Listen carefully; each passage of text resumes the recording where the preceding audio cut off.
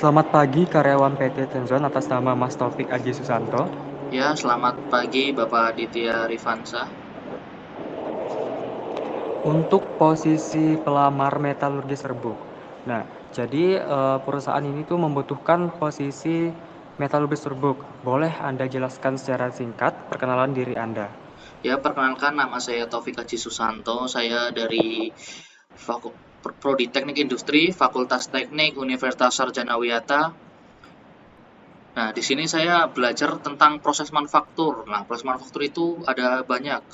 Jadi pemesinan, pembentukan logam, dan yang terbaru yang dipelajarin di kampus adalah metalurgi serbuk. Apa sih metalurgi serbuk dan kenapa saya tertarik? Karena metalurgi serbuk adalah proses pembentukan logam menggunakan serbuk logam yang dipadatkan dengan disinter. Jadi dipadatkannya itu nggak meleleh. Jadi sebelum meleleh itu langsung dibentuk sesuai benda produksi yang akan kita produksi.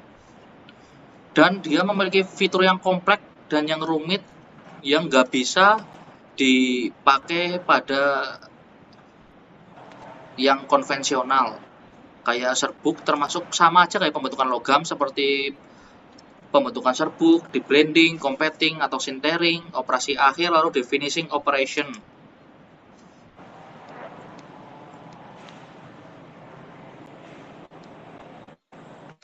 Untuk pertanyaan interview selanjutnya, apa yang Anda ketahui tentang proses manufaktur metalurgi serbuk? Proses manufaktur metalurgi serbuk. Proses manufaktur metalurgi serbuk adalah membuat suatu produk dengan menggunakan serbuk-serbuk logam gitu. Jadi kalau menggunakan serbuk-serbuk logam itu adalah membuat hasil produksi itu lebih kuat dan tahan lama, Bapak Adit. Dan juga sekarang banyak inovasi jadi nggak gampang patah atau aus gitu. Ya, prosesnya dari awal sama seperti pembentukan logam, cuma prosesnya sudah di-upgrade dengan sedemikian rupa.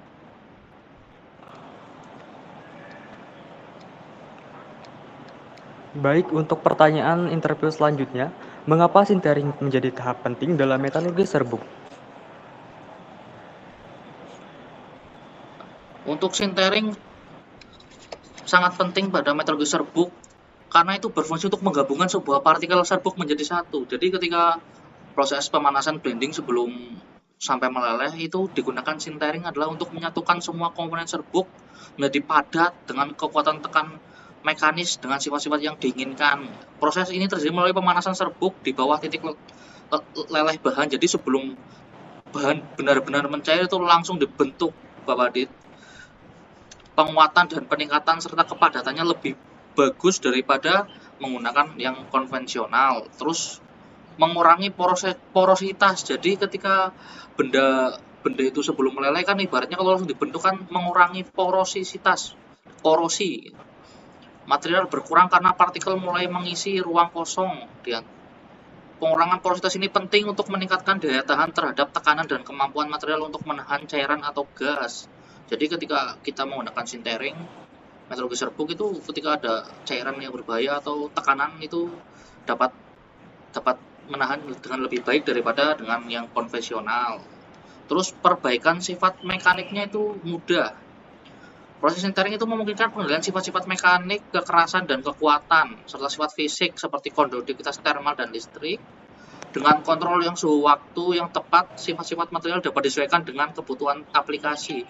Jadi kita membuat suatu produk itu tergantung penyesuaian sesuai yang dibutuhkan, Bapak Adit. Standar kita lihat standar jurnal atau standar dari perusahaan berapa kita sesuaikan atau lihat perusahaan lain berapa standarnya kita uji dulu lalu kita membuat yang lebih bagus lagi begitu, Bapak Adit. Terus juga bisa menghematan energi dan material karena kan kalau menggunakan konvensional itu kita membuang-buang terlalu banyak material ketika dipotong itu percikan-percikan itu tidak bisa dimanfaatkan dengan baik lah. Dengan metalurgi serbuk kita dapat memaksimalkan suatu material dengan baik gitu. Jadi tidak terbuang sia-sia. Dan juga bisa membuat desain yang lebih kompleks. Kalau konvensional kan itu kita susah karena udah bentuk potong-potongan dan kotak-kotak atau sebagaimana. Sedangkan dengan metalurgi serbuk kita bisa bikin sesuatu yang kompleks dan lebih rumit gitu, menyatu dengan serbuk kan panasin kan akan menyatu, dibentuk sesuai prosedur. Misal kita bikin gear atau mur baut kan tinggal dimasukkan ke cetakan langsung proses pas panas itu. Seperti itu mungkin sekiranya Bapak Adit. Oke, baik. Jika Anda diterima di posisi ini, bisa sebutkan prospek 5 tahun ke depan. Eh, dalam 5 tahun ke depan tentunya saya akan mengingat perkembangan teknologi yang manufaktur, permintaan komponen yang berkualitas tinggi, aplikasi metode serbuk terus meluas. Nah, jadi saya akan membuat kemajuan karir saya yang pertama itu mempelajari yang ada di perusahaan tersebut seperti apa.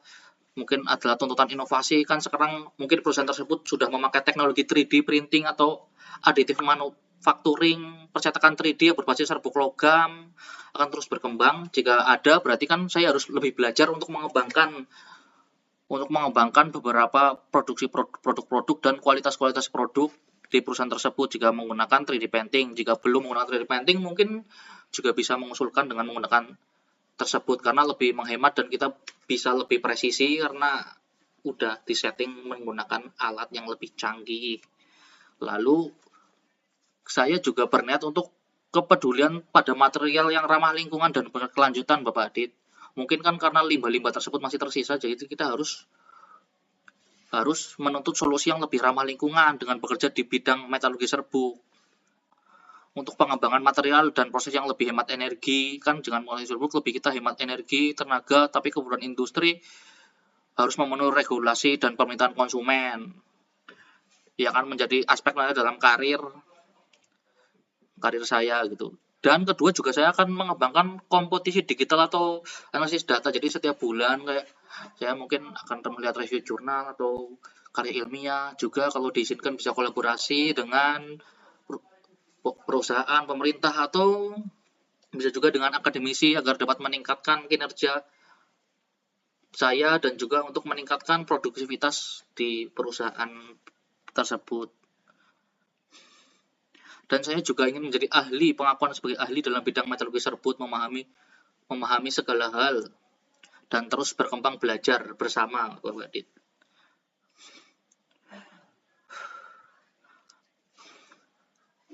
Dan kalau saya sudah memiliki pengetahuan kan, jadi saya bisa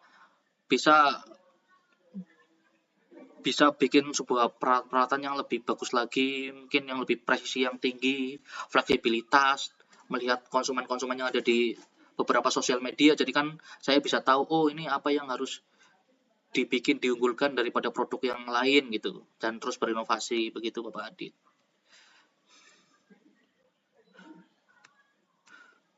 Mungkin Baik, untuk selanjutnya sudah cukup interview pada hari ini. Mungkin untuk informasi selanjutnya bisa ditunggu di email. Tetap semangat dan jangan putus asa. Terima kasih. baik, terima kasih Bapak Adit. Makasih Adit. Aduh.